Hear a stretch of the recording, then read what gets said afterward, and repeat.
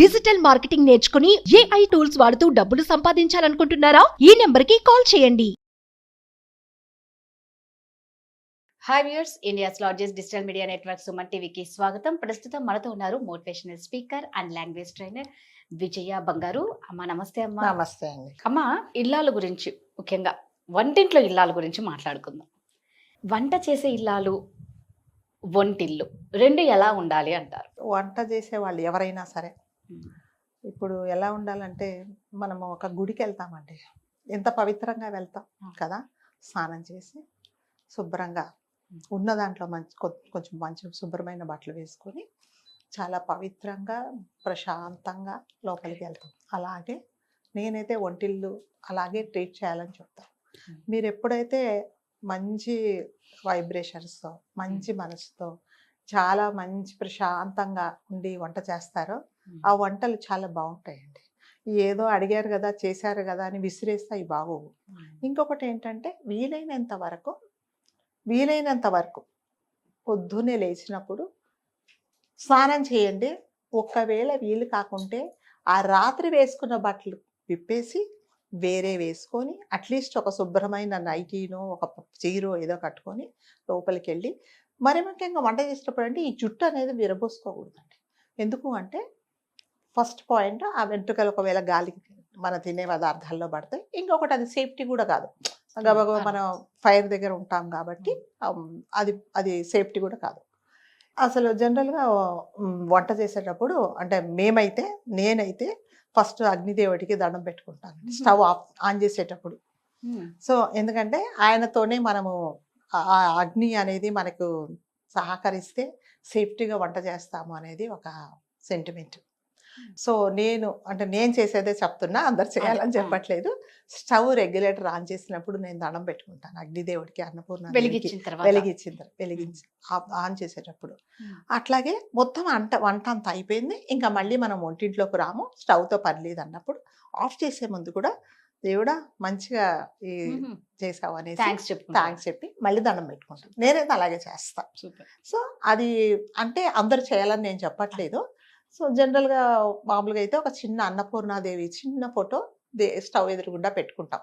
అంటే ఎవరు అన్నం ఇచ్చేది ఆ అన్నపూర్ణాదేవి అనేసి దండం పెట్టుకుంటాం అన్నమాట. పెట్టుకొని వంట చేస్తాం. అది అందరికి వీలవుతే పెట్టుకోవచ్చు, లేకపోతే లేదు, దట్స్ నాట్ కంపల్సరీ. అట్లీస్ట్ మనసులో అంటే దేవుడి మీద నమ్మకం ఉండే వాళ్ళు మాత్రం అలా పెట్టుకోవచ్చు. లేదు మాకు అదంతా ఏమి లేదు, ఏది అవుతుంది ఏదంటే దట్స్ ఓకే.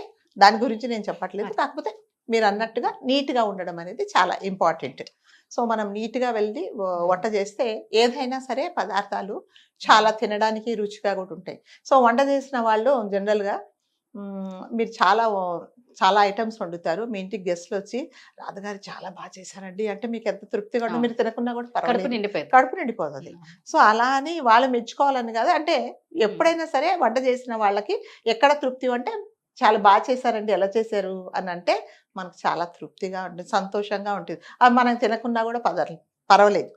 సో అలాగే ఎప్పుడైనా సరే నీట్నెస్ అనేది చాలా ఇంపార్టెంట్. కొంతమంది మరి ముఖ్యంగా వంటింట్లో ఎప్పుడు గాలి వెలుతురు అనేది ధారాళంగా వస్తూ ఉండాలండి. లేకపోతే ఆ లోపలంతా తడితడిగా ఉంది, చీకటిగా ఉంటే కూడా అది బాగోదు. సో వంట అయిన తర్వాత కంపల్సరీగా అంటే ఇంకా మనకి పని లేదన్నట్టు నేను ఇదివరకు చెప్పినట్టు రెగ్యులేటర్ ఆఫ్ చేసుకోవడం, అది సేఫ్టీ అనమాట.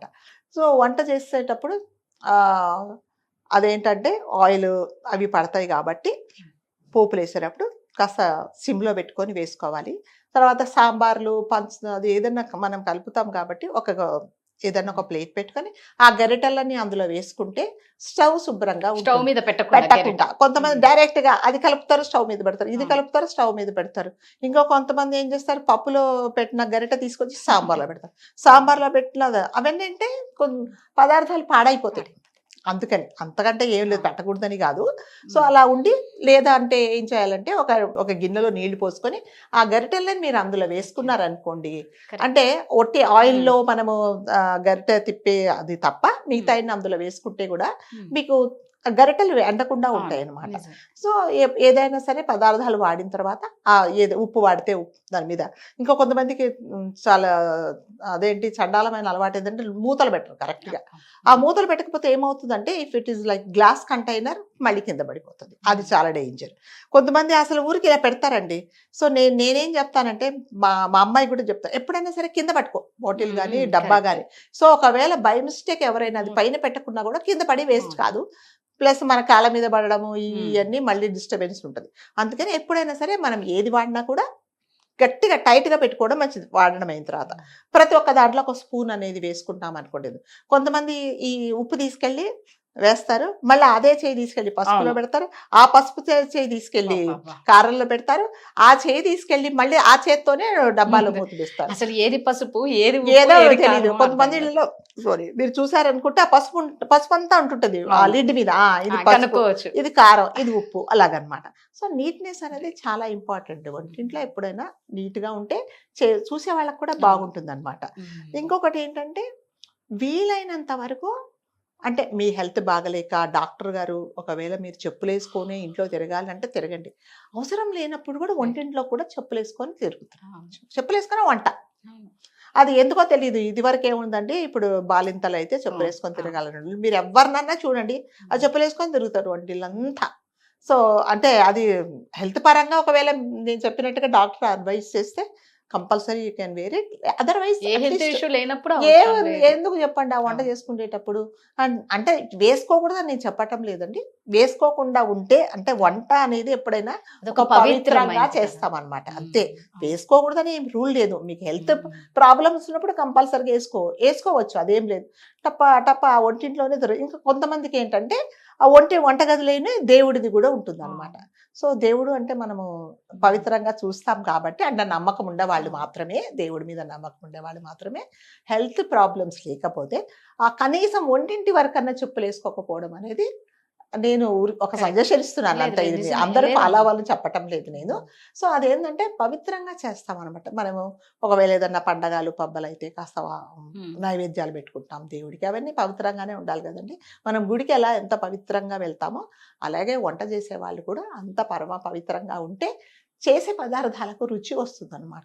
సో ప్రశాంతంగా ఏమి ఆలోచించకుండా మైండ్ అంతా డిస్టర్బ్ కాకుండా వంట చేసినప్పుడు కూడా మీరు చూడండి చాలా బాగుంటుంది. ఎవరి మీద కోపం ఎవరి మీద చిరాకు తీసుకొచ్చి ఆ వంట చేస్తే ఆ వంట కూడా అలాగే ఉంటుంది మరి టేస్ట్లెస్ అయిపోతుంది, టేస్ట్ ఏమి ఉండదు. అందుకనే ఎప్పుడైనా సరే సంతోషంగా హ్యాపీ మూడ్ లో వెళ్ళి చేసుకోవడం అనేది చాలా ఇంపార్టెంట్. వంటలు సర్దుకోవడం కూడా ఒక కళ అండి అది కూడా.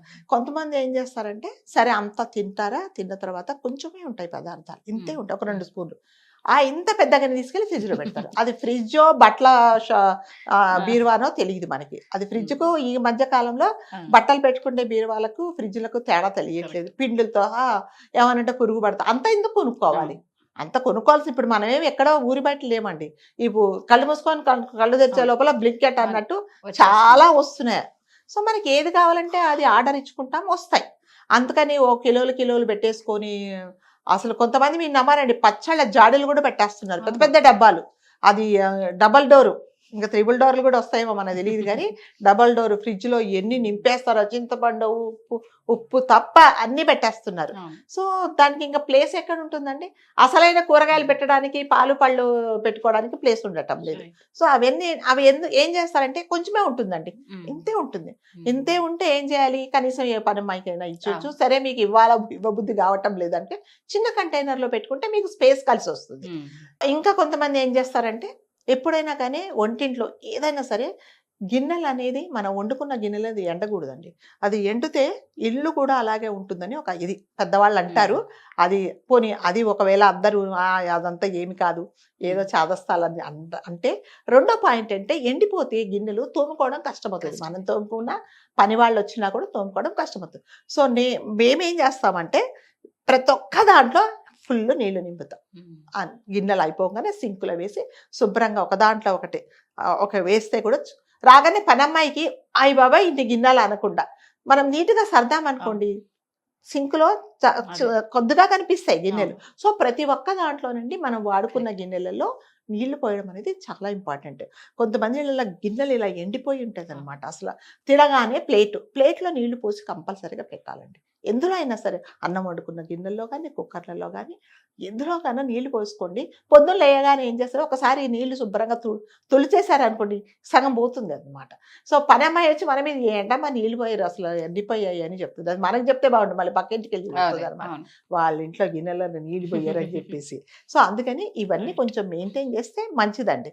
అంతేగాని వెళ్ళంగానే చిరాకు పుట్టించేలాగా ఉందనుకోండి, ఇంకా కొంతమంది భోజనాలకు పిలిచేస్తారు, వంటలు అన్ని పెట్టేస్తారు, మంచినీళ్ళు పెట్టరు. మంచినీళ్ళు ఇవ్వమని అడగాల. ఇవన్నీ ఏంటంటే నెగ్లిజెన్సీ అన్నమాట. మనం ఏదైనా సరే ఏ పని చేస్తే మనం శ్రద్ధగా చేయాలి. సో శ్రద్ధగా మనము మనస్ఫూర్తిగా చేస్తే దాని రిజల్ట్స్ బాగుంటాయి.